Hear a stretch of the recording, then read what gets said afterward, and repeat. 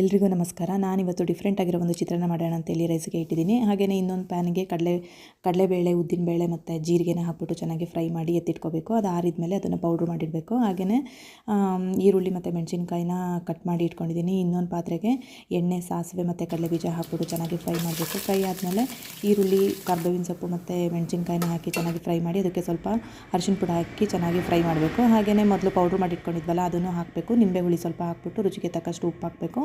ಹಾಗೆಯೇ ಸ್ವಲ್ಪ ಮೆಂತ್ಯ ಪುಡಿ ಹಾಕ್ಬಿಟ್ಟು ಚೆನ್ನಾಗಿ ಫ್ರೈ ಮಾಡಬೇಕು.